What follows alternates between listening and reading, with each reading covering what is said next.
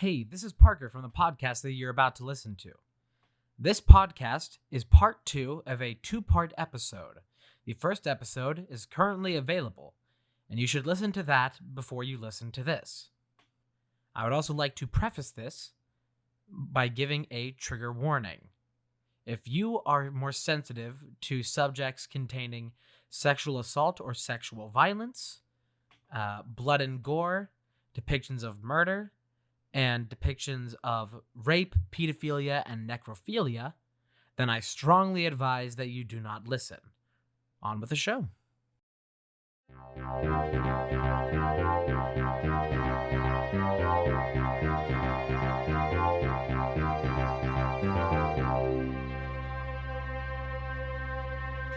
I'll go find Chunky. Go find Chunky. So at this section of the podcast, maybe I should make a little theme for this. At this section of the podcast is where we like to break up the story just a little bit, and give you just a little break from all this gruesome murder and crime details, because it gets a little much. Listen to all this back to back, too much information. So here's your little break in between where we talk about Jewish cats. Once again, I could not find the Chunky. Oh man. In the tester and the real thing, Chunky is nowhere to be found. Okay, so let me begin this here. The Jewish cat article of today is titled, or this is a article on the website jewishboston.com. This article is by Corinne Engber for Jewish Boston, titled "Why All Cats Are Jewish." The headline reading, "Jews and cats get along surprisingly well as their similarities shine through." Now, at any point in this, just go ahead and at any point, just even though this is for a website titled the Jewish Boston, go ahead and keep a tally at home for how many of these things, although while written by somebody Jewish, seem very anti-Semitic. So let's start here with the opening paragraph, and you might get a couple here. Just so fast. In a culture where love is shown through obedience, cats get a bad rap. They're often dismissed as cold or even heartless, ready to eat their owner as soon as acknowledge them. Of course, anyone who's lived with cats for any period of time can debunk these myths. The issues that cat haters expose, that they're unpredictable, apathetic, and evil, arise from the categorical fallacy of expecting a cat to act like a dog. Cats are not dogs. These expectations and stereotypes negatively impact the way cats are perceived. What is actually a deep, complex private life is reduced to a two-dimensional caricature, an experience many Jewish people are familiar with. I feel like we should preface this bit. I feel like we should preface this segment by acknowledging my co-host here, Daniel. Me. Is a Jewish man. Yes. So we are not doing this bit out of bad faith. No. I've had cats my entire life, and through extensive study of their mannerisms, I've deduced that cats and Jewish people have more in common than meets the eye. Number 1. Cats are contemplative. They interact with the world in a thoughtful, nuanced way. Instead of diving directly into a problem, cats examine their options. If you've ever seen a cat looking off into space with a distant, vacuous expression on their face, just know that they're probably contemplating the thornier arguments of the Talmud. Now, Dan, I want you to tell me at any point in this, does this ring truer for Jewish people or for cats? But staring off blankly into space? Yes, a nuanced thought. I mean, to quote John Mulaney, Jews haven't stopped since Egyptian times. Like, Jews are always on their feet. Oh, you never know who's after you. Yeah. Number 2. What is this? Number 2. Cats are adaptable. Humans didn't domesticate cats, not in the way we've domesticated dogs. Cats arrived in early humans' dwellings and we let them stay there, trading less of a master pet dynamic and more of a roommate situation. Jewish people carve out our niche in, I shouldn't say are there, carve out their niche in any environment and excel even under the bleakest of circumstances. You gotta keep on your feet. We shape our situations around they shape their situations around their needs. I need to stop saying are because I'm not Jewish. And create hospitable territory for their children. The intelligent cat who forgoes the wilderness to live in a warm, dry dwelling with people is much the same. You saying intelligent cat just suddenly like slam that image of like the virgin Chad meme. Where it's like the virgin dog and the Chad cat. I have not seen this. You don't know about the virgin Chad meme? Well, I know about that meme. I haven't seen that instance. Oh, I just thought of it. That's good. I need to be quieter. It's almost midnight. Yeah. Number 3. Cats are persistent. Are they? Cats are bastards. Everyone who lives with 3 cats. Yeah. People who own several other cats. Cats are bastards. The 9 lives always landing on their feet thing, Jewish through and through. Is it? I don't. What part? Tell me, what part of the Torah does it describe how the children of God have 9 lives and always land on their feet? Definitely. Cats could spend a nuclear apocalypse cleaning between their toes and then launch right back into business. They're tough, and no matter how insistent the world is in stamping them out, they rise victorious. And I believe that should. I'm going to hold off on the rest of this article for the next time that we have this segment, so we don't run it, because there's not that many Jewish cat articles. We got to save them. I'll leave it there for now. And now we can get back from that strangely, possibly anti-Semitic article. And we can get back into the fun things that definitely aren't anti-Semitic, like Ted Bundy. Mm-hmm. Mm-hmm. Yeah, I had the wrong thing open for a second. What's John Mulaney doing here? Oh no, I was looking at my. I have a walkthrough pulled up for Phoenix Wright. Real Bundy on evidence. So when I tried to start reading again, I see DS/3DS controls, and I'm like, wait. Not the right article. Now you can play as Bundy. Oh, Theodore. So now we get into arrest and first trial. This is where we get some real clownery. I'm gonna love this. Yep. On August 16th, 1975, Bundy was arrested by Utah Highway Patrol officer Bob Hayward in Granger, another Salt Lake City suburb. Hayward had observed Bundy cruising a residential area in the pre-dawn hours. Bundy fled the area at high speed after seeing the patrol car. He was out there cruising, you know what I mean? I don't think people know what I mean. Probably not. The officer searched the car after he noticed that the Volkswagen's front passenger seat had been removed and placed on the rear seats. He found a ski mask, a second mask fashioned from pantyhose. Come on, man, it's so generic. A crowbar, handcuffs, trash bags, a coil of rope, an ice pick, and other items initially assumed to be burglary tools. It's Bundy's murder kit. Yeah. I can assume they also have a picture here of his murder kit all laid out. You know, you can assume how that's for burglary, but like fucking a mask made of pantyhose, when has that ever worked? Like, ever. It just smushes your face. Uh-huh. You seen the thing where the guy, he went into rob a convenience store and he put invisible ink on his face?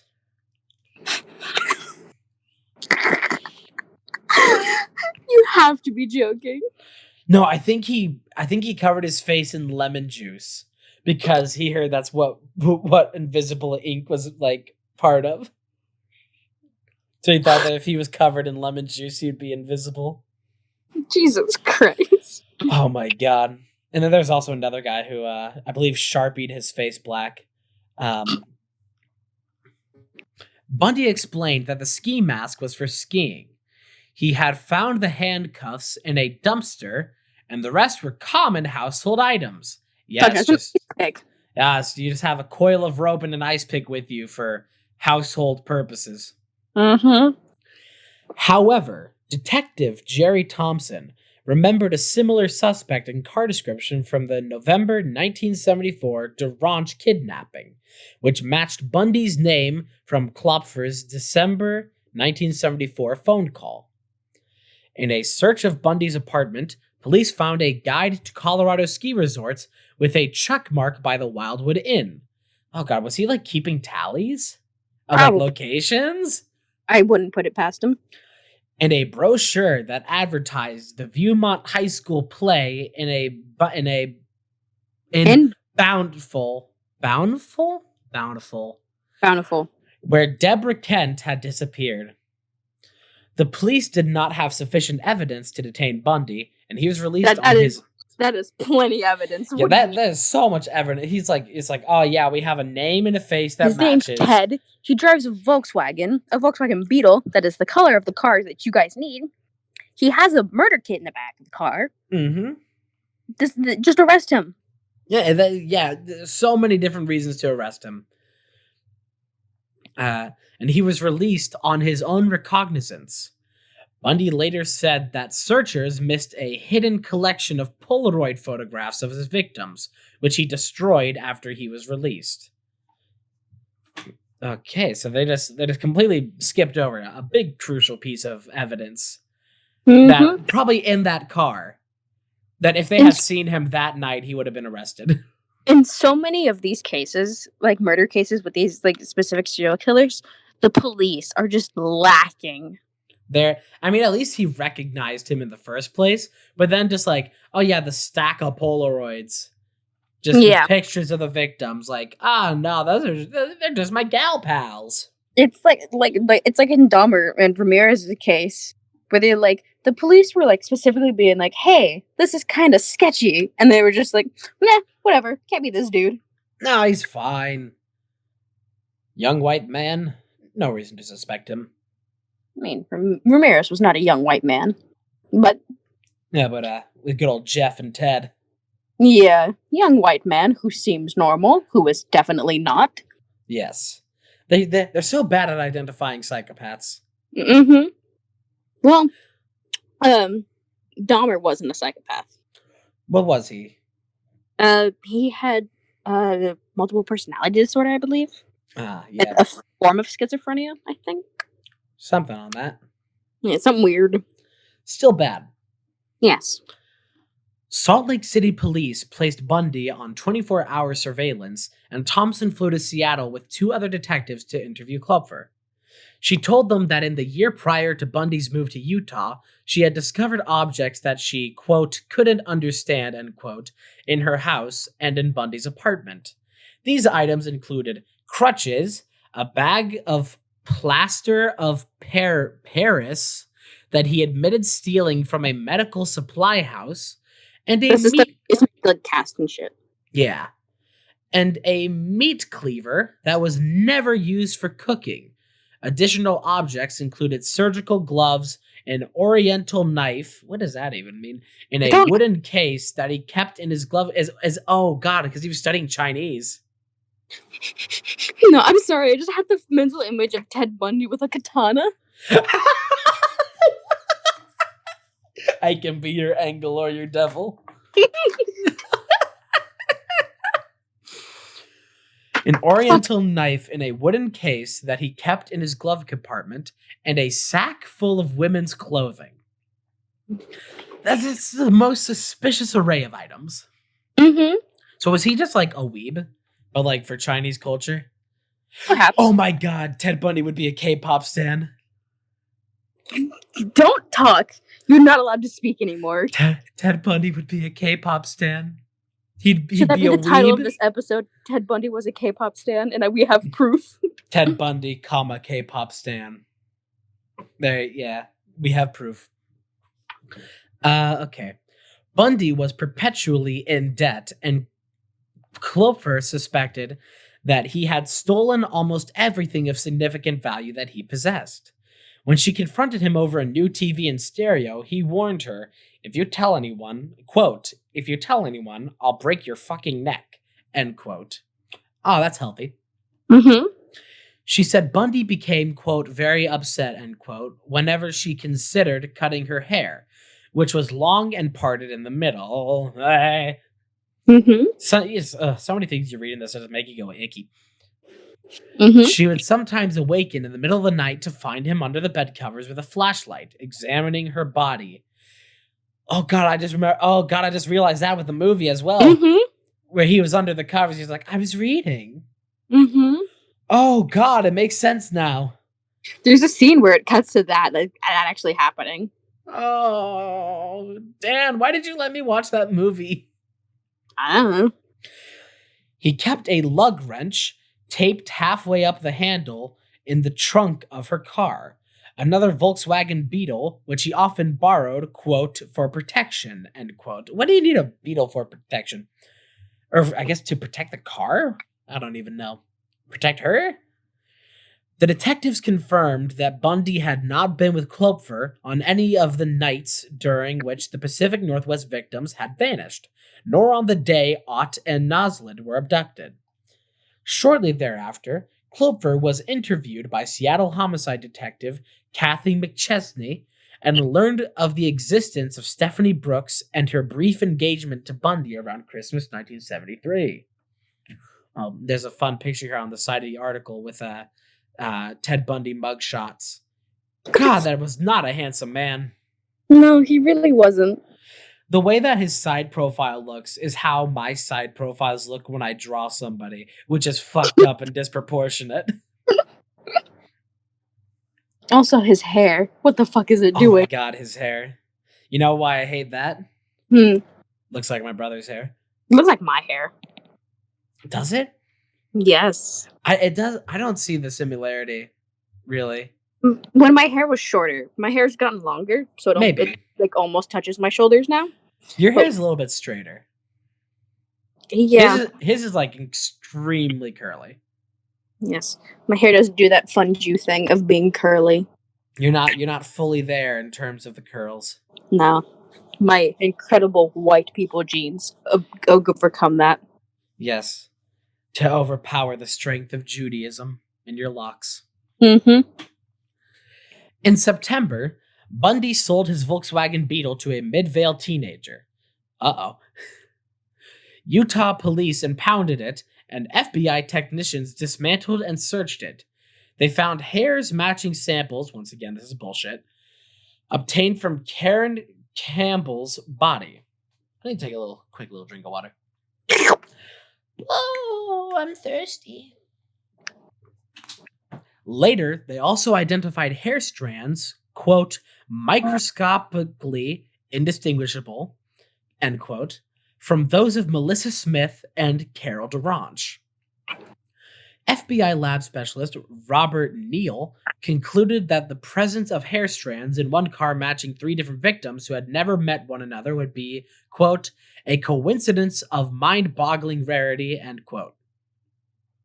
That's called he did it. Arrest him. That's called he fucking did it. But once again, it is bullshit. Mm-hmm.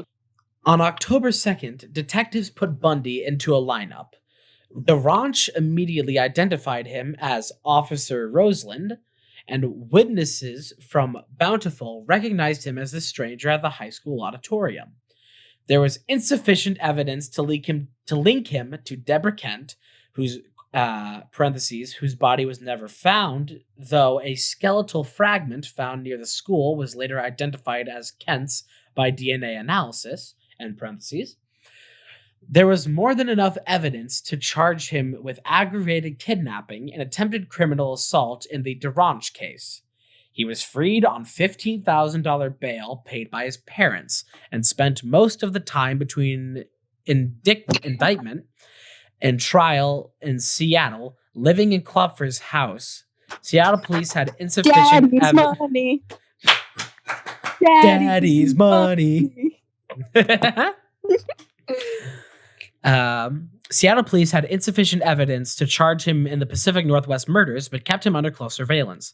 Quote, when Ted and I stepped out on the porch to go somewhere, end quote, Clover Road, open quote, so many unmarked police cars started up that it sounded like the beginning of the Indy 500.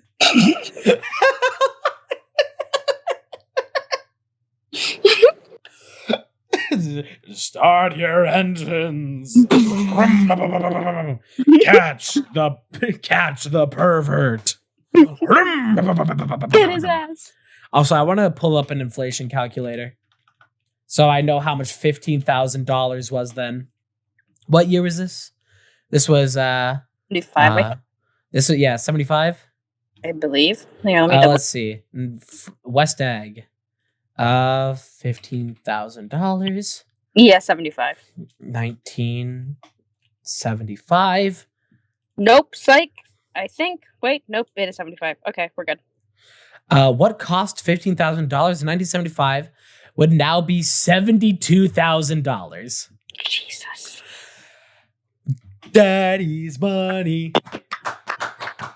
Daddy's money. Oh my God. In November, the three principal Bundy investigators, Jerry Thompson from Utah, Robert Keppel from Washington, and Michael Fisher from Colorado, met in Aspen, Colorado, and exchanged information with 30 detectives and prosecutors from 5 states. While officials... Huh? You said prosecutors, and I went, Miles Edgeworth? Edgy boy. No, edgy boy. Yes, 5 prostituters. Surrounded by 6 dicks. That's the weirdest dream. While officials left the meeting, later known as the Aspen Summit, convinced that Bundy was the murderer they sought, they agreed that more hard evidence would be needed before he could be charged with any of the murders. There's plenty of hard evidence. There is so much evidence. You just can't get enough of it. In February 1976, Bundy stood trial for the DeRange kidnapping. On the advice of his attorney, John O'Connell, Bundy waived his right to a jury due to the negative publicity surrounding the case. After a 4-day bench trial and a weekend of deliberation, Judge Stuart Hansen Jr. found him guilty of kidnapping and assault. In June, he was sentenced... Yes? I just remembered that he was tried in Florida. Oh, God, yeah. What Hansen do we know that's from Florida? Judge Aaron Hansen Jr.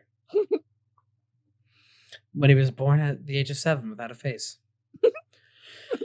In June, he was sentenced to 1 to 15 years in the Utah State Prison. That's a rather lenient amount of years. That's really wavering. You have to remember, it's the 70s and he's white. Like 1 to 15, that's a big discrepancy.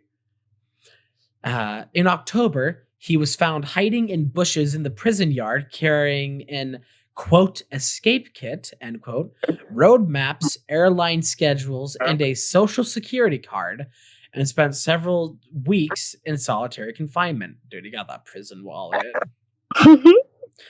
Who do you think's going out there and is gonna be like, oh yeah, I'll be the one to shove my finger up Bundy's ass? Someone has to do that. That question is a lot worse nowadays. There's too many. Yeah. Later that month, Colorado authorities charged him with Karen Campbell's murder.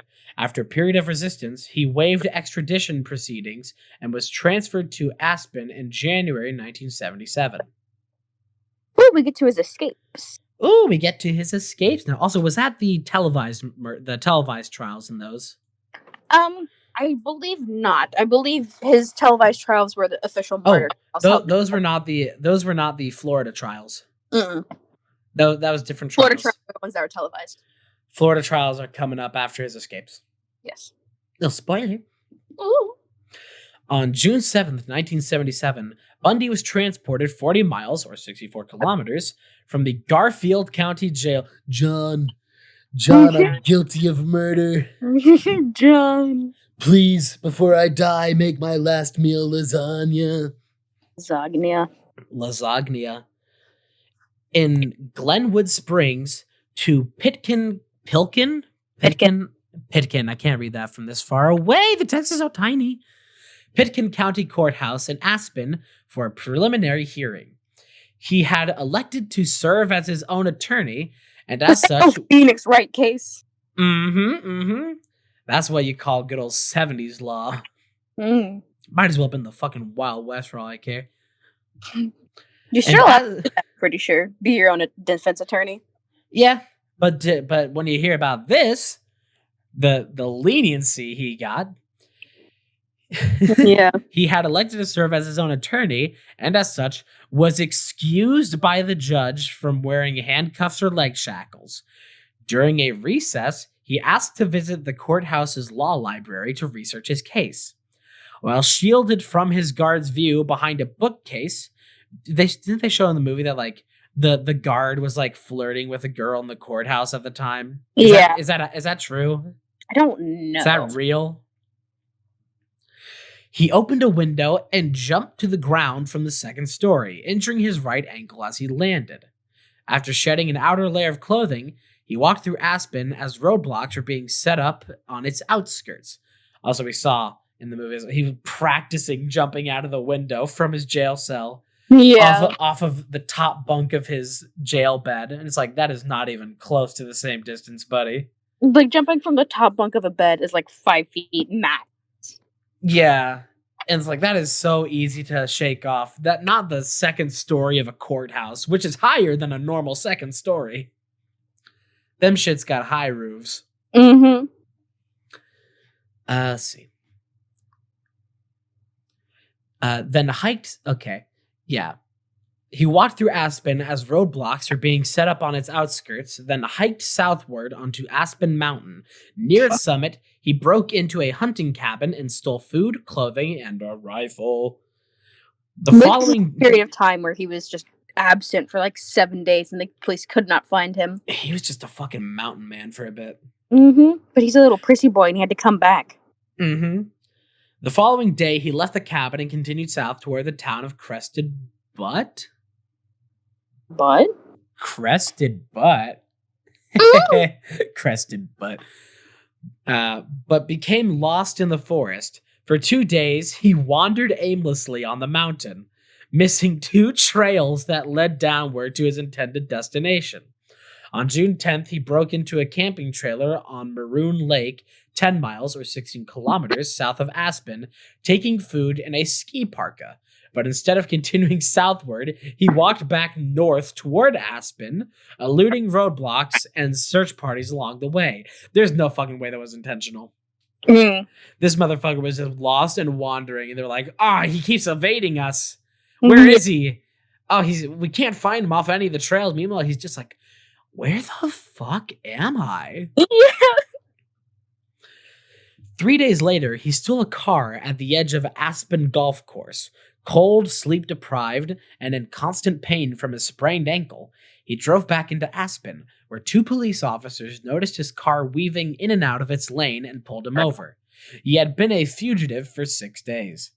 In the car were maps of the mountain area around Aspen that prosecutors were using to demonstrate the location of Karen Campbell's body, as his own attorney, Bundy, had rights of discovery, indicating that his escape was not a spontaneous act, but had been planned. Of course it was planned. This dude. You can see this man jumping out of his bed for, like, weeks. Back in jail in Glenwood Springs, Bundy ignored the advice of friends and legal advisors to stay put.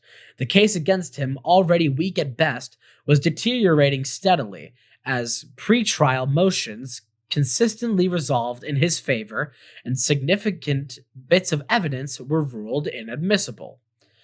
Quote, a more rational defendant might have realized that he stood a good chance of acquittal, and that beating the murder charge in Colorado would probably have dissuaded other prosecutors.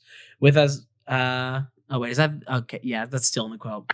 Yeah. With as little as a year and a half to serve on the Durange conviction, had Ted preserved, he could have been a free man, end quote. That is a long-ass quote that might as well just be a paragraph. Mm-hmm. Instead, Bundy assembled a new escape plan. He acquired a detailed Yeah? He acquired a detailed floor plan of the jail and a hacksaw blade from other inmates. That And prison pocket. God, imagine trying to build up like prison cred with inmates when you're Ted Bundy. Yeah, what are you guys in here for? And accumulated $500 in cash, smuggled in over a 6-month period. He later said by visitors, Carol Ann Boone in particular. Oh, good old Carol. Mm-hmm. During the evenings, while other prisoners were showering, he sought. Oh God, he's so stanky. Mm-hmm. He sought a hole. I know he didn't wash his ass. I know it. Mm-hmm. He sought a hole about 1 square foot or 0.093 meters squared between the steel reinforcing bars in his cell ceiling, and having lost 35 pounds or 16 kilograms, was able to wriggle through it into the crawl space above. Boy got slender. Yes. Man went from tall. Ryan McGee to Matt Watson. Escaped from McDonald's. In the weeks that followed, he made a series of practice runs exploring the space. Multiple reports from an informant of movement within the ceiling during the night were not investigated. God, just you're in a prison and you're just like, yeah, I hear like a dude crawling around in the vents, and they're just like, it's chill.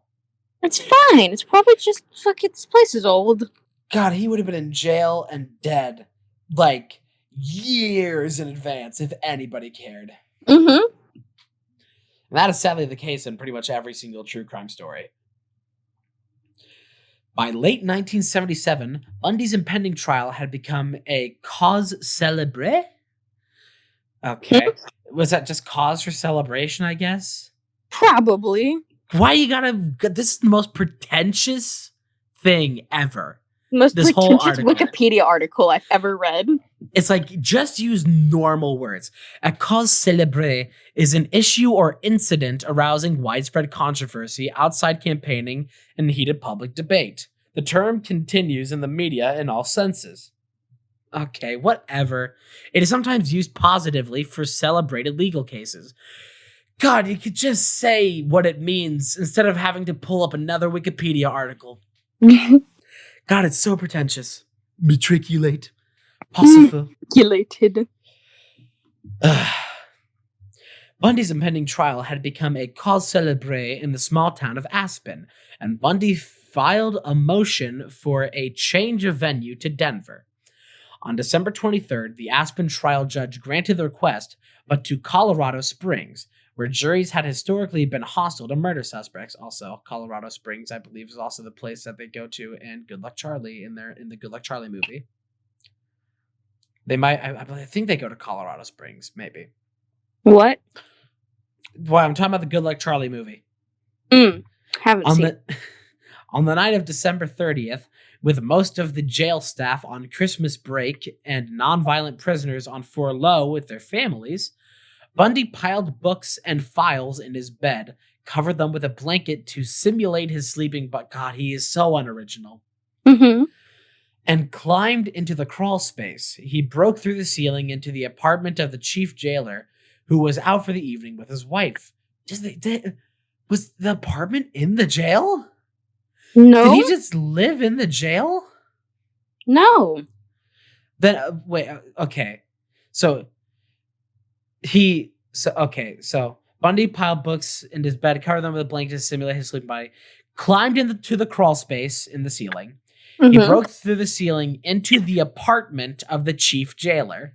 It's probably just like a room where the chief jailer stays, because you have to stay there for like long periods of time. He just lived there. Who was out for the evening with his wife, changed into street clothes from the jailer's closet, and walked out the front door to freedom. After stealing a car, Bundy drove eastward out of Glenwood Springs, but the car soon broke down in the mountains on Interstate 70. A passing motorist gave him a ride into Vail. Such tiny text. 60 miles or 97 kilometers to the east. From there, he caught a bus to Denver, where he boarded a morning flight to Chicago. In Glenwood Springs, the jail skeleton crew did not discover the escape until noon on December 31st. More than 17 hours later. By then, Bundy was already in Chicago. Imagine being you are the guard on duty. And shit. Fucking. Now I know who they found for the Epstein case, am I right? Anyway. I'm glad you had to high-five yourself for that sound effect, seeing a few steps apart. Please, I am so touch-starved. I need my high five. Please give me my gamer fives. Your hand would just completely envelop mine. Just it would. Your hand is literally the size of both my hands. Put middle finger to palm. Yes, from middle finger to palm, my hand is about 8.5 inches. Mine is 4.5 inches. Yes, I can hold both of your hands in one hand. Oh my god, your hands are so small. Your hands are the fucking size of a Joy-Con. I am aware. Oh my god. I am just a little boy. It's just so small. I am small. Okay, back to Bundy. From Chicago, Bundy traveled by train to Ann Arbor, Michigan, where he was present in a local tavern on January 2nd. 5 days later, he stole a car and drove to Atlanta.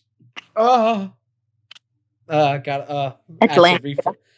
Acid reflex attacked me at that time. I thought you just didn't like Atlanta.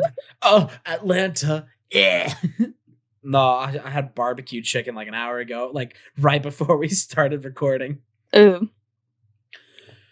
Where he boarded a bus, arrived in Tallahassee, Florida. On the morning of January 8th, he rented a room under the alias Chris Hagen at the Holiday Inn near the Florida State University. Motel Holiday Inn. FSU campus. Bundy later said that he initially resolved to find legitimate employment and refrain from further... It's too late, bud. It's too late. And refrain from further criminal activity, knowing he could probably remain free and undetected in Florida indefinitely as long as he did not attract the attention of police. But his lone job application at a construction site had to be abandoned when he was asked to produce identification. He reverted to his old habits of shoplifting and stealing credit cards from women's wallets left in shopping carts. He put in one job application and just gave up. Yeah, he's a little bitch. He's a little bitch boy. What do you think this is? They live? You're just walk up to a construction site and you're like, I want a job. And they're like, get started. In the early hours... Oh, no. In the early hours of January 15th. Happy birthday to you. No. Why did it have to be that day? In the early hours of January 15th, 1978, 1 week after his arrival in Tallahassee, Bundy entered FSU's Chi Omega sorority house. Oh, it's Chi Omega. Chi Omega. Excuse me. This is where the log comes in. Ooh. God, why did it have to happen on my birthday? Oh, God. The Chi Omega sorority house. Yeah, through a rear door with a faulty locking mechanism. Beginning at about 2:45 a.m., he bludgeoned Margaret Bowman, 21, with a piece of oak firewood as she slept. Then garroted her. Garroted. I can't pronounce. I don't know how that word is. It's a form of strangulation, pretty much. Oh, great. What is... Okay. Then garroted her with a nylon stocking. It's like one of those weird, specific, knot things, like a noose. Ah. He then entered the bedroom of 20-year-old Lisa Levy. Levy. And beat her took the Chevy to the levee, but the levee was dead. And beat her unconscious, strangled her, tore one of her nipples, bit deeply into her left buttock, and sexually assaulted her with a hair mist bottle. Just say hairspray. Just say hairspray. Hair mist. He really just went fucking stupid crazy in this one instance. Oh yeah. He really just fucking gave up and was just like went full gorilla brain. Mm-hmm. Oh my god. In an adjoining bedroom, he attacked Kathy Kleiner, breaking her jaw and deeply lacerating her shoulder, and Karen Chandler, who suffered a concussion, broken jaw, loss of teeth, and a crushed finger. Chandler and Kleiner survived the attack. Kleiner later attributed their survival to automobile headlights illuminating the interior of their room and frightening. Oh god, that means they were like conscious while that was happening. No, they weren't conscious when like Bundy started attacking them. But then they woke up. Yes, that means that they had to like be present for that and didn't just wake up later with a concussion. I believe, one of them, I don't remember which one of the ladies who survived, had like lasting, like they just don't remember the incident. They do not remember being attacked. Probably for the best. Mm-hmm. Headlights illuminating the interior of their room and frightening away the attacker. Tallahassee detectives later determined that the 4 attacks took place in a total of less than 15 minutes, within earshot of more than 30 witnesses who heard nothing. After leaving the sorority house, Bundy broke into a basement apartment 8 blocks away and attacked FSU student Cheryl Thomas, dislocating her shoulder and fracturing her jaw and skull in 5 places. This dude literally went fucking stupid. He really went fucking stupid. He just like he probably went on like a drunken stupor. I think he wasn't really the alcohol type. He just kind of fucking snapped. Oh god. Yeah. She was left with permanent deafness and equilibrium damage that ended her dance career. Oh, that's sad. Oh. On Thomas's bed, police found a semen stain and a pantyhose quote-unquote mask containing 2 hairs, quote, similar to Bundy's in class and characteristic, end quote. What does that mean? His characteristic hair. The classic. You know.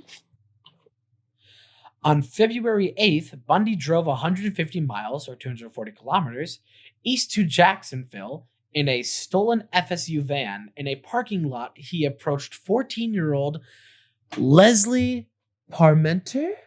Leslie Parmenter. Okay. Then once again, the text is tiny, and R's and N's next to each other look like M's. Yeah. The daughter of Jacksonville Police Department Chief of Detectives, identifying him as Richard Burton Fire Department. Why would you... Okay, going after the daughter of the chief of police... The whole fire department. But retreated when Parmenter's older brother arrived and challenged him. That afternoon, he backtracked 60 miles... Oh, he's driving. Westward to Lake City. He just walked backwards for 60 miles. He just fucking zoomed. Or 97 kilometers. Westward to Lake City. At Lake City Junior High School the following morning, anytime I hear that age, 12-year-old Kimberly Diane Leach was summoned to her homeroom by a teacher to retrieve a forgotten purse she never returned to class. Oh, to retrieve a forgotten purse, semicolon, she never returned to class. Ooh. Mm-hmm. 7 weeks later, after an intensive search, her partially mummified remains were found in a pig farrowing shed near Suwannee River State Park, 35 miles or 56 kilometers northwest of Lake City.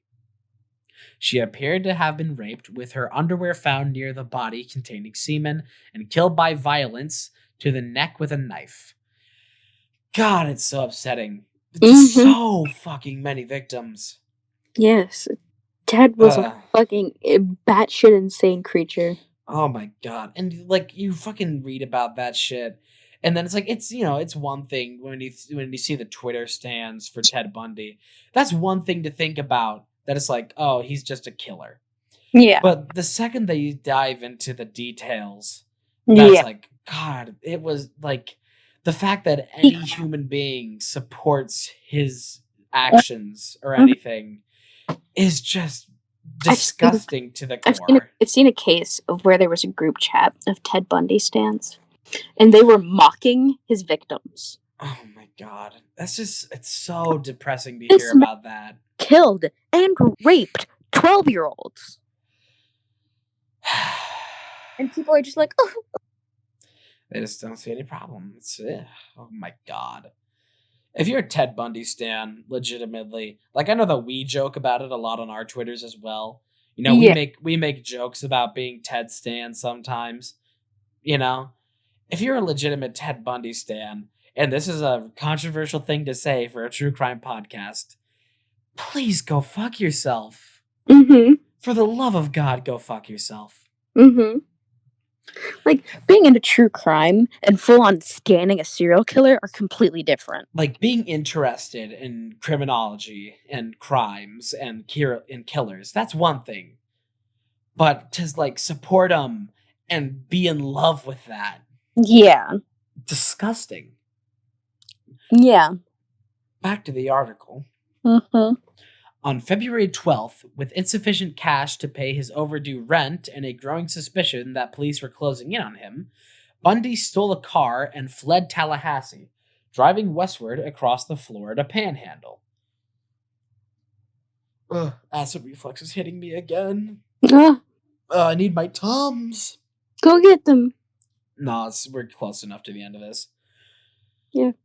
3 days later, at around 1 a.m., he was stopped by Pensacola police officer David Lee near the Alabama state line after a wants and warrants check showed his Volkswagen Beetle was stolen. Gonna go to Pensacola and fuck my way through college. 10 points if you know where that's from. When told he was under arrest, Bundy kicked Lee's legs out from under him and took off running. Lee fired a warning shot, followed by a second round, gave chase and tackled him. The two struggled over Lee's gun before the officer finally subdued and arrested Bundy. In the stolen vehicle were 3 sets of IDs belonging to female FSU students, 21 stolen credit cards, and a stolen television set. So I guess that makes sense now that he was stealing IDs along with all these kills, right? Mm-hmm. So I guess that makes sense where there's like 5 different names associated to bodies. Yeah. Because it could be any one of them. Yeah. We just have a list. 21 stolen credit cards and a stolen television set. Also found were a pair of dark-rimmed non-prescription glasses, not sunglasses. So he had fake glasses? He was a hipster. And a pair of plaid slacks. Later identified as the disguise worn by, quote, Richard Burton Fire Department in Jacksonville.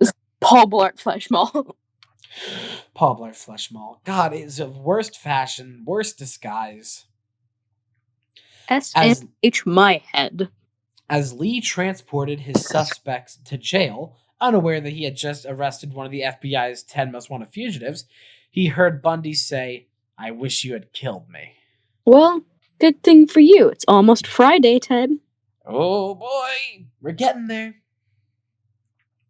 Florida trials and marriage. This dude got married. Oh my god.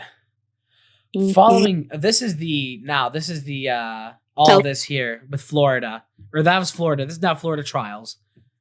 This is the okay, it gets into it here in just a second. Following a change of venue to Miami, Bundy stood trial for the Chi Omega homicides and assaults in June 1979. The trial was covered by 250 reporters from 5 continents and was the first to be televised nationally in the United States.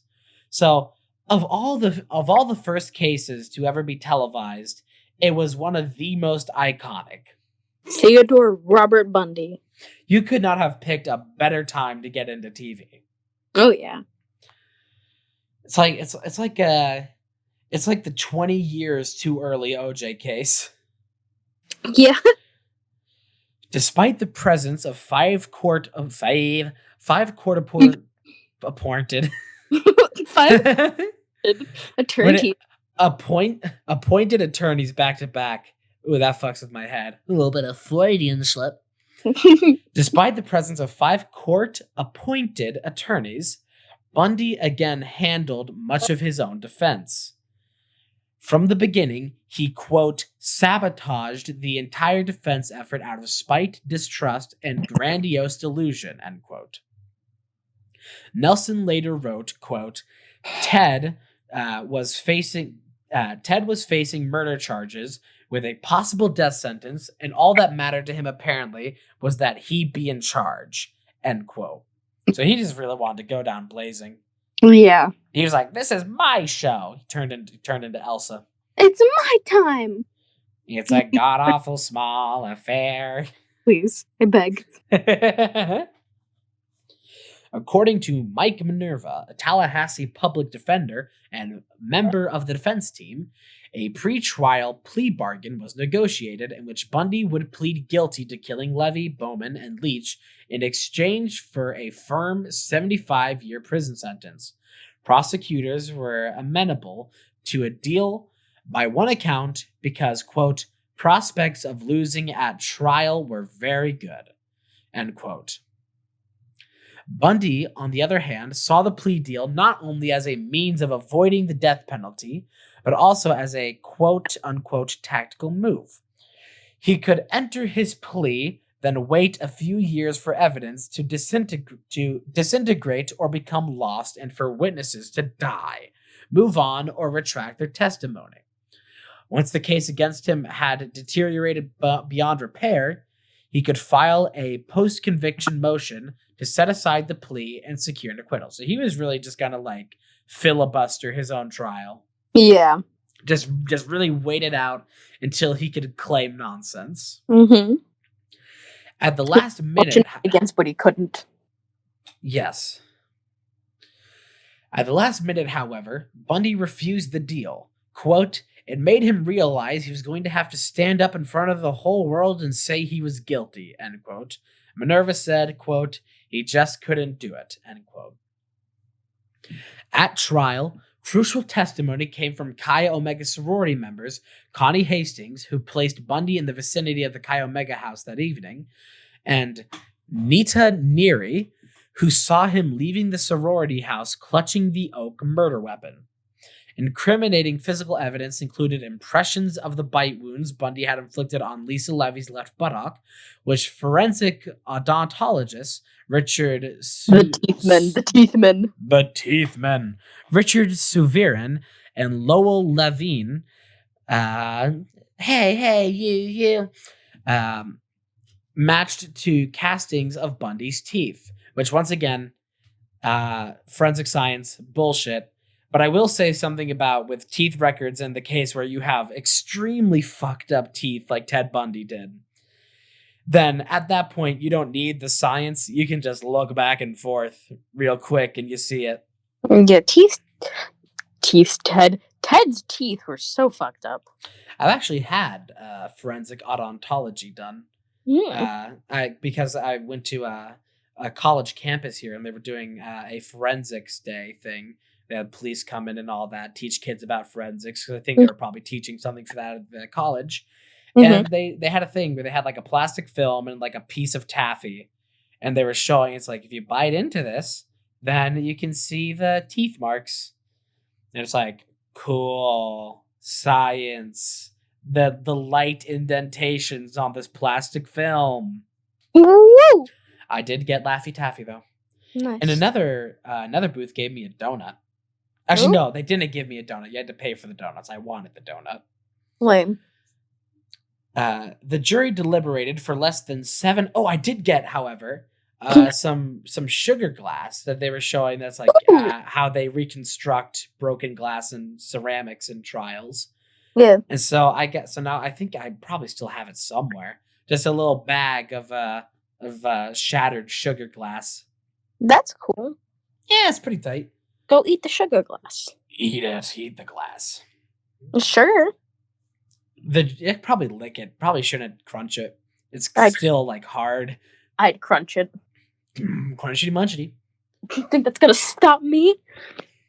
The jury deliberated for less than 7 hours before convicting him on July 24th, 1979, of the Bowman and Levy murders, 3 counts of attempted first-degree murder for the assaults on Kleiner, Chandler, and Thomas, and 2 counts of burglary. Trial judge Edward Coert imposed death sentences for the murder convictions. 6 months later, a second trial took place in Orlando, Disney, for the abduction and murder of Kimberly Leach. Bundy was found guilty once again after less than 8 hours deliberation, due principally, I thought it was principality, principally to the testimony of an eyewitness who saw him leading Leach from the schoolyard to a stolen. Oh God. Important material evidence included clothing fibers with an unusual manufacturing error found in the van. You got some fucked up t-shirts found in the van and on Leach's body, which matched fibers from the jacket Bundy was wearing when he was arrested. During the penalty phase of the trial, Bundy took advantage of an obscure Florida law providing that a marriage declaration in court in the presence of a judge constituted a legal marriage, as he was questioning former Washington State DES co-worker Carol Ann Boone, who had moved to Florida to be near Bundy, had testified on his behalf during both trials, and was again testifying on behalf as a character witness. He asked her to marry him. She accepted, and Bundy declared to the court that they were legally married. What a jackass. Mm-hmm. Also, fucking, I just feel sorry for Carol. Yeah. Like, on one hand, like, I don't feel sorry for her for sympathizing. But on the other hand, it's like, God, she was just a fucking lovesick puppy to this awful man. Also, I don't think it says it around the rest of the article because we only have a short bit left. Mm-hmm. But he had a kid with her. Yeah, they fucked at a vending machine. And this child is still alive to this day. They fucked behind a vending machine in prison. Yes. Well, that's what in the movie. We don't know that for sure. Well, for all we know. I mean, where else would he have done it? Yeah. He had to have fucked somewhere in there. I don't think they had vending machines in prisons in the 70s in Florida. Well, I think it was in the visitation room. Well, still. Maybe then. Who knows?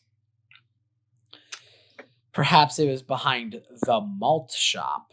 Wink, wink, old thing. On February 10th, 1980, Bundy was sentenced for a 3rd time to death by electrocution. Woo! It's Friday, Ted. Burn, Bundy, burn. Disco Inferno. As the sentence was announced, he reportedly stood and shouted, "Tell the jury they were wrong." Sorry, quote, "Tell the jury they were wrong," end quote. This 3rd death sentence, damn, they're killing him 3 times. Get his ass. This 3rd death sentence would be the one ultimately carried out 9 years later. Mm-hmm. Why wait so long? Death row. It's a waiting list. God, it's so fucking shitty. Mm-hmm. Death row is like the worst and one of the least organized parts of our prison system. Yes. Because it's just like, we don't know what the fuck we're doing with you, so you're just going to sit here accepting the fact that you're going to die any day. Like, because they don't tell you when you're on death row when it's happening. They just spontaneously put a day to it. Yeah. So you're just there on edge for like 9 years. Just like, well, it could be any one of these days. I believe the death penalty is still legal where I live. I just don't know if it's legal where you live. I'm willing to bet it's legal in Arizona. Probably. I am 100% willing to bet that Arizona supports. It's legal in Oklahoma because we don't really give people the death penalty. No, also the death penalty is really shitty now. They don't do electric chair. They do something even less humane, which is injecting fire into your veins while you can't breathe. Real cool stuff that we do. That the new system that we use for the death penalty of lethal injection was not designed by doctors. No. It is not recommended by doctors. And it is also not effective at killing people. It's also illegal. Yes, the drugs that we get for lethal injection, you can't even get in the United States. The U.S. government, our justice system, when we want to lethally inject somebody, we have to illegally purchase the substance. Mm-hmm. Which also, I'll go just tell you a little bit about that. Just they don't put you under anesthesia or anything to soothe it. They don't put you under anesthesia. They just sedate you, so you're still conscious when it's happening. Yeah. And then also because you're sedated, you can't move, and also you can't breathe. Really, you have no control over anything in your body. You're just kind of floating there. And then they inject the chemical into you, which, according to inmates who have survived the lethal injection, which is an awful sentence in itself, surviving lethal injection, that goes to show so much. The way that lethal injection works is by sending the patient into cardiac arrest. That is the method of death. But the drug that they use for it is not 100% effective at killing them. And according to those who have survived, when the drug hits your veins and goes through your blood, it feels like you're burning alive. And you can't do anything about it. You can't move. You can't scream. You can't even blink. You just have to sit there completely paralyzed on fire. Mm-hmm. And then you might not even die. So, fuck so many parts of our justice team, forensics, lethal injection, all of it. None of it's moral. Mm-hmm. And now we get to another less than moral thing in the story. Hmm. In October 1981, Boone gave birth to a daughter and named Bundy as the father. White conjugal visits were that's tiny text. White people are not allowed in prison. Nope. While conjugal visits were not allowed at Rayford. My eyes. Put on your glasses. It's so far away, the screen. The text so tiny. Put on your glasses. The screen's too far away. Move close. Inmates were known to pool their money. Inmates were known to pool their money in order to bribe guards to allow them intimate time alone with their female visitors. Thus, him fucking behind the vending machine. Yes. Yes. And now, death row, confessions, and death. Also, there's a mugshot of him shown, taken the day after sentencing for the murder of Kimberly Leach, and he looks like a fucking mannequin. Yeah, he looks He's like so goddamn hollow. Those. It's also like a weirdly contrasted photo. So for some reason, like his nostrils have like a silver line around them. I like that it has like his signature. Yeah, It's like a signed autographed. He did have stands. Blech. Shortly after the conclusion of the Leach trial and the beginning of the long appeals process that followed, Bundy initiated a series of interviews with Stephen McCaud and Hugh Ainsworth, speaking mostly in third person to avoid, quote, the stigma of confession, end quote. He's like a fucking dog that does wrong. What happened? And then this is where the Ted Bundy tapes come in. Yes. Where he would they try to talk, because he wouldn't talk about the murders, even though they wanted him to. So they'd bring it up in third person. They'd be like, what do you think the killer would do? And Ted would be like, well, maybe the killer would... Yeah. But he's like a fucking puppy that like knocks over the glass, and it's like, what did you do? And then just like fucking turn away and tuck their tail. Yeah. He began for the first time to divulge details of his crimes and thought processes.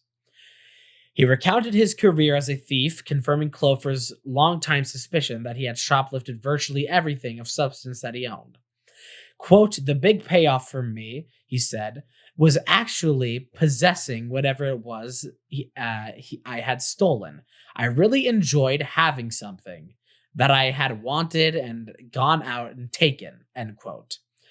Possessions proved to be an important motive for rape and murder as well. Fun. Sexual assault, he said, fulfilled his need to, quote, totally possess, end quote, his victims. At Gross. first, he Thank you, killed man. his... It's so disgusting. At first, he killed his victims, quote, as a matter of expediency to eliminate the possibility of being caught, end quote. But later, murder became part of the quote unquote adventure. Quote, there's so many quotes. Mm-hmm. The ultimate possession was, in fact, the taking of the life, he said. And, oh god, the acid reflux, like the chicken. Help. He said, and then the physical possessions of the remains, end quote. Bundy also confided in Special Agent William Hagmaier of the FBI Behavioral Analysis Unit. This is what comes in.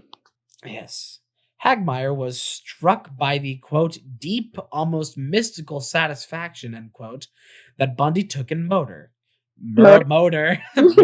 Get your motor running. Quote, he said that after a while, murder is not just a crime of lust or vengeance, end quote. Violence. Hagmaier related, Or quote, it's not a crime of lust or violence. Yep. Hagmaier related, quote, it becomes possession. They are part of you. They become a part of you. And you two are forever one. And the grounds where you kill them or leave them become sacred to you. And you will always be drawn back to them, end quote. Bundy told Hagmaier that he considered himself to be an, quote, amateur, end quote, and I'll just keep this in quote, quote unquote, impulsive killer in his early years before moving into what he termed his, quote, prime or predator, unquote, phase at about the time of Linda Healy's murder in 1974. This implied that he began killing well before 1974, although he never explicitly admitted to having done so. I mean, if you can see the fucking guilt on his face, he doesn't have to admit it. Well, he doesn't have guilt on his face. You gotta remember that. Well, no, he does have a guilt on his face to this, because he doesn't want to talk about himself in first person and admit guilt. No, that's not. He wants to avoid guilt. No, he's a psychopath. But you can tell by the way he avoids it. But he's trying hard to avoid guilt.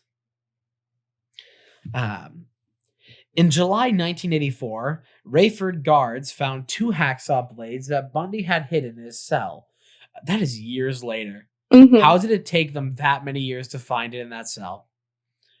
A steel bar in one of the cell's windows had been sawed completely through at the top and bottom and glued back into place with a homemade soap-based adhesive.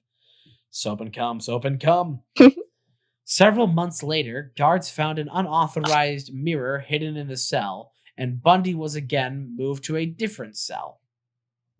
Shortly thereafter, he was in solitary confinement. He was for a little bit, but that was for a different case. Yeah. Shortly thereafter, he was charged with a disciplinary infraction for unauthorized correspondence with another high-profile criminal, John Hinckley Jr. I believe he's also another serial killer. Yes, probably. We'll probably end up covering him eventually. Later. Bishbater. In October 1984, Bundy contacted Robert Keppel and offered to share his self-proclaimed expertise in serial killer psychology. In the ongoing hunt in Washington for the, quote, Green River Killer, unquote, later identified as Gary Ridgway. What? We will cover him later as well. Yeah, well, we'll get to probably these guys later. There's only so many serial killers. With your help, you can help expand the list. We should make a Patreon, probably, or something. Maybe. Keppel and Green River Task Force detective Dave Reichert interviewed Bundy, but Ridgway remained at large for That's a weird Give me a sentence. second. But Ridgway remained at large for a further 17 years. Yes. Odd sentence. Keppel published a detailed documentation of the Green River interviews and later collaborated with McCod on another examination of the interview material. Bundy coined the nickname The Riverman for Gary Ridgway, which was later used for the title of Keppel's book, The Riverman, Ted Bundy and I Hunt for the Green River Killer. That sounds like a weird, buddy movie. Yeah. Like a weird buddy. It's like, me and my good friend Bundy hunting the serial killer. Yeah, Bundy. See ya, Bundy. In early 1986, an execution date, March 4th, was set on the Chi Omega convictions. The Supreme Court issued a brief stay, but the execution was quickly rescheduled. In April, shortly after the new date, July 2nd, was announced, Bundy finally confessed to Hagmaier and Nelson what they believed was the full range of his depredations, including details of what he did to some of his victims after their deaths. He told them that he revisited Taylor Mountain, Issaquah, and other secondary crime scenes, often several times, to lie with his victims and perform sexual acts with their decomposing bodies until putrefaction. The L's and T's look just exactly the same from this far away. Until putrefaction forced him to stop. So he was just like, I would have kept going. Mm-hmm. In some cases, he drove for several hours each way and remained the entire night. In Utah, he applied makeup to Melissa Smith's lifeless face, and he repeatedly washed Laura Ames' hair. Quote, if you've got time, he told Hagmaier, they can be anything you want them to be. God, it's just so fucking gross. Mm-hmm. End quote. He decapitated approximately 12 of his victims with a hacksaw and kept at least one group of severed heads. Probably the 4 later found on Taylor Mountain, Rancourt Parks, Ball, and Healy, in his apartment for a period of time before disposing of them. Mummified penis. Mm-hmm. We'll get to that. We'll get to that someday. Keep that in the back of your mind. Chocolate. Remember it. Chocolate, Wisconsin, penis. Mummies. It's all making sense now. You can control white people with cheese. Cheese is good. I got one. Less than 15 hours before the scheduled July 2nd execution, the 11th Circuit Court of Appeals stayed it indefinitely and remanded the Chi Omega case for review on multiple technicalities, including Bundy's mental competency to stand trial and an erroneous instruction by the trial judge during the penalty phase requiring the jury to break a 6-6 tie between life imprisonment and the death penalty, which ultimately were never resolved. A new date, November 18, 1986, was then set to carry out the Leach sentence. The 11th Circuit Court issued a stay on November 17th. In mid-1988, the 11th Circuit ruled against Bundy, and in December, the Supreme Court denied a motion to review the ruling. Within hours of that final denial, a firm execution date of January 24th, 1989 was announced. God, they really just could not fucking decide. No. It's like, we need to review this because he wasn't in a good mental state. He pled for himself. He represented himself through that whole thing, so you have to take him for him. Mm-hmm. Bundy's journey through the appeals court had been unusually rapid for a capital murder case. Quote, contrary to popular belief, the courts moved Bundy as fast as they could. Even the prosecutors acknowledged that Bundy's lawyers never employed delaying tactics, though people everywhere seethed at the apparent delay in executing the archdemon. Ted Bundy was... Huh? I think it's archdemon. Archdemon? Maybe. I assume it's supposed to be pairing like archangel. Archangel? Archangel? Archangel. Archangel? One of those. One of those, Ted Bundy, was actually on the first track, end quote. So that just goes to show how fucking incompetent everything else is then when they were actually at the top of their game with Bundy. Yeah. With all appeal avenues Chicken? exhausted and no further motivation to deny his crimes, Bundy agreed to speak frankly with investigators. He confessed to Keppel that he had committed all 8 of the Washington and Oregon homicides, for which he was the prime suspect. He described 3 additional previously unknown victims in Washington and 2 in Oregon, whom he declined to identify, if indeed he ever knew their identities. He said he left a 5th corpse, Donna Manson's, on Taylor Mountain, but incinerated her head in Klopfer's fireplace, quote, of all the things I did to her, end quote. He told Keppel, this is probably the one she, quote, this is probably the one she is least likely to forgive me for. Poor Liz, end quote. Don't act like you have emotions, Ted. Don't even pretend it. He described in graphic detail his abduction of Georgianne Hawkins from the brightly lit UW alley, how he had lured her to his car before rendering her unconscious with a crowbar he had earlier placed beside the vehicle. He then handcuffed her and drove her to Issaquah, where he strangled her, before spending the entire night with her body. He later revisited her corpse on 3 different occasions. He also admitted for the first time that he returned to the UW alley the morning after Hawkins' abduction and murder. There, in the very midst of a major crime scene investigation, he located and gathered Hawkins' earrings and one of her shoes, where he had left them in the adjoining parking lot, and departed unobserved. Quote, it was a feat so brazen, wrote Keppel, that it astonishes police even today. End quote. That is really a ballsy move. He's just fucking slippery. He's just a slippery little bastard. Slippery, slimy boy named Ted. He did the Eggman, disguised himself as a bar of soap and slipped in. He described the Issaquah crime scene where the bones of Ott, Naslund, and Hawkins were found, and it was almost like he was just there. Quote, quote, he described the Issaquah crime scene, and it was almost like he was just there, end quote.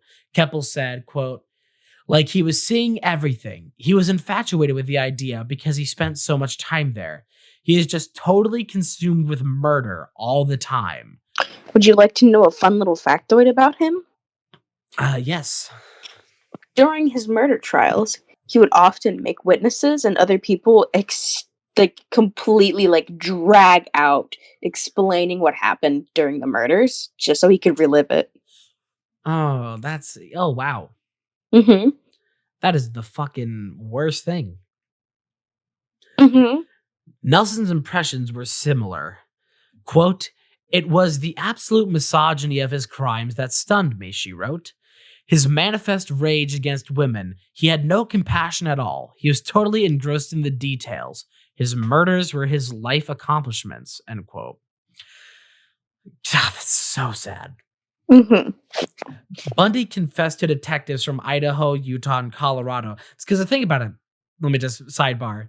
Throughout most of this article, so much of what you hear about him and so much of it is just so unpersonal and so unemotional that it just has no relation to it. You hear the name Bundy and you hear what he did. But then you get into the latter half of this, and then it really paints the picture better of who he was. Oh, yeah. Once he starts confessing to everything, because before, it was just a name and a crime, but there wasn't a link that painted the picture between them. But now it just all comes together to form our understanding of Bundy, which is a sad, depraved man, so obsessed with a former lover that he would go on to kill dozens. Yeah. Bundy confessed to detectives from Idaho, Utah, and Colorado that he had committed numerous additional homicides, including several that were unknown to the police. He explained that when he was in When he was in Utah, he could bring his victims back to his apartment, quote, where he could reenact scenarios depicted on the covers of detective magazines, end quote. God, such a fucking child. Mm-hmm. A new ulterior strategy quickly became apparent. He withheld many details, hoping to betray the incomplete information into yet another stay of execution. Quote, quote, there are other buried remains in Colorado, end quote, he admitted, but refused to elaborate. The new strategy, immediately dubbed, quote, Ted's Bones for Time scheme, end quote, served only to deepen the resolve of authorities to see Bundy executed on schedule and yielded little new detailed information. In cases where he did give details, nothing was found. Colorado detective Matt Linville interpreted this as a conflict between his desire to postpone his execution by divulging information and his need to remain in, quote, total possession, the only person who knew his victims' true resting places, end quote. He's just a fucking obsessed little boy who took his fantasies too far. He's just a fucking child. You used to have that, like, that fun, nice phrase of, like, child at heart, but man is literally a man-child. Child of God. I am child gay. Church of Latter-day Saints. When it became clear that no further stays would be forthcoming from the courts, Bundy supporters began lobbying for the only remaining option. God, Bundy supporters. Mm-hmm. Executive clemency. Diana Weiner, or Weiner, it's Weiner, that's Weiner. Maybe I'll say Wiener. A young Florida attorney and Bundy's last purported love interest asked the families of several Colorado and Utah victims to petition Florida Governor Bob Martinez for a postponement to give Bundy time to reveal more information. All refused. Good. Quote, the families have already believed that the victims were dead and that Ted had killed them, wrote Nelson. They didn't need his confession, end quote. Martinez made it clear that he would not agree to further delays in any case. Quote, we are not going to have the system manipulated, he told reporters. For him to be negotiating for his life over the bodies of victims is despicable, end quote. Boone had championed Bundy's innocence throughout all of his trials and felt, quote, deeply betrayed, end quote, by his admission that he was, in fact, guilty. She moved back to Washington with her daughter and refused to accept his phone call on the morning of execution. Quote, she was hurt by his relationship with Diana, end quote. Nelson wrote, quote, and devastated by his sudden wholesale confessions in his last days, end quote. Hagmeyer was present during Bundy's final interviews with investigators. On the eve of his execution, he talked of suicide. Quote, he did not want to give the state the satisfaction of watching him die, end quote, Hagmeyer said. Bundy died on the Rayford electric chair at 7:16 a.m. Eastern Standard Time on January 24th, 1989. He was 42 years old. Hundreds of revelers, including 20 off-duty police officers by one account, sang, danced, and set off fireworks in a pasture across the street from the prison as the execution was carried out, then cheered loudly as the white hearse containing his corpse departed the prison. His body was cremated in Gainesville, and his ashes scattered at an undisclosed location at the Cascade Range of Washington State in accordance with his will. Mm-hmm. Fuck that hoe's will. I believe the undisclosed location was indeed the Taylor Mountains. Oh, yeah, that makes sense. Where he buried his victims. Fucking he's in Florida. Fucking put his ashes on the Pirates of the Caribbean ride. That thing that didn't exist. You just gotta wait. They should have just pissed in his ashes. Just please. The fact that they carried out any of his will and testament is giving him too much. Now we're starting to get close to the end of this. Are we reading the victim profiles? No, because that's too much. We've already gone in detail about all the victims. Yeah. That's just for factual things. Yeah. If you want specific reference. How long have we been going for? Oh God, it's been almost 3 hours. Yeah. Jesus Christ. Mm-hmm. I hope y'all have fucking enjoyed. It's been so long. Mm-hmm.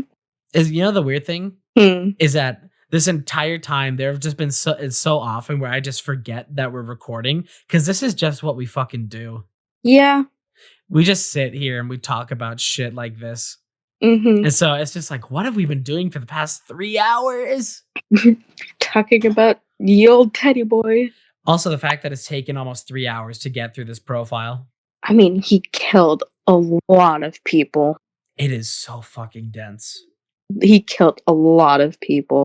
He killed so many people. I know Okay. John Wayne Gacy killed more people, though. It's not as cool. No, we'll cover him later. Yes, all that coming at different times. Yes. Whenever we see fit, damn it. And now, modus operandi and victim profiles. Nah, we are reading that. Why? Oh, are we going through the modus operandi? I think we already went through modus operandi. No, I didn't. Well, all the stuff that's like kind of for this is like all the stuff that he did and what he liked to do with the bodies and how he killed them. They already went over that. Yeah. They already went over that kind of stuff. Yeah. Not really much more to cover here. There's a list of his victims, though. Who? Should we just read off the names? Oh, there aren't even names. No, there are names. For some of them, for a lot of them, there aren't. Well, yes. There's so many. There are so many unnamed victims in this. Mm-hmm. January 4th, Karen Sparks. February 1st, Linda Ann Healy. March 12th, Donna Gail Manson. April 17th, Suzanne Elaine Rancourt. May 6th, Roberta Kathleen Parks. June 1st, Brenda Carol Ball. June 11th, Georgianne Hawkins. July 14th, Janice Ann Ott. Also July 14th, Denise Marie Nasland. And then in Utah, October 2nd, Nancy Wilcox, 16. October 18th, Melissa Ann Smith, 17. October 31st, Laura Ann Aim, 17. November 8th, Carol DeRanch, 18. November 8th, Deborah Jean Kent, 17. 1975, Utah, Colorado, Idaho. January 12th, Karen Eileen Campbell, 23. March 15th, Julie Cunningham, 26. April 6th, Denise Lynn Oliverson, 25. May 6th, Lynette Dawn Culver, 12. June 28th, Suzanne Curtis, 15. And then January 15th, God, I gotta start fucking tearing up reading Lynette. Mm-hmm. God, that's fucking horrible shit. It is. January 15th, Margaret Elizabeth Bowman, 21. January 15th, Lisa Levy, 20. January 15th, Karen Chandler, 21. All these January 15th. Kathy Kleiner, 21. Cheryl Thomas, 21. And then February 9th, Kimberly Diane Leach, also 12. And then there's the list of possible victims. Then there are other possible victims. Anne-Marie Burr, aged 8. Flight attendant Lisa E. Wick and Lonnie Reed Trumbull, both 20. Vacationing college friends Suzanne Marguerite Davis and Elizabeth Penny, both 19. Rita Patricia Curran, a 24-year-old elementary school teacher. Joyce LePage, 21. Rita Lorraine. My thing's doing a weird thing with the double R's on the font. Rita Lorraine Jolly, 17. Catherine Mary Devine, 14. Sandra Jean Weaver, 19. Melanie Suzanne Susie Cooley, 18. Shelley K. Robertson, 24. Nancy Perry Baird, 23. And Debbie Smith, 17. Jesus Christ. And those are just the ones with fucking names. If there are any Ted Bundy stands still listening to this for any reason, you listen to those names and you listen to those ages and tell me why. What the fuck is wrong with you? Like, this fucking list here, it's so goddamn long. That, like, all the names that we just read there are the ones that were identified. In Washington, of the unidentified, in Washington, 11. In Utah, 8, 3 unidentified. Colorado, 3. In Florida, 3. In Oregon, 2, both unidentified. In Idaho, 2, 1 unidentified. In California, 1 unidentified. So we don't even fucking know. There are only 20 of his victims that are known, and there is a proposed tally of roughly 36. Mm-hmm. So yeah, if you are a Ted Bundy stan, and at all you support him for any reason, you think he's hot, you don't think he was guilty, you don't think what he did was as bad as it seems, you don't care that he did what he did, go fuck yourself. Mm-hmm. You are not contributing anything good to society. No. There's reasons why he got away with so much of what he did is because people excused his actions. He was a fucking cunt, and he got what he deserved. So now here, at the end of this nearly 3-hour-long first episode, I think we can definitively say, fuck Ted Bundy. Fuck Ted Bundy. Fuck Ted Bundy.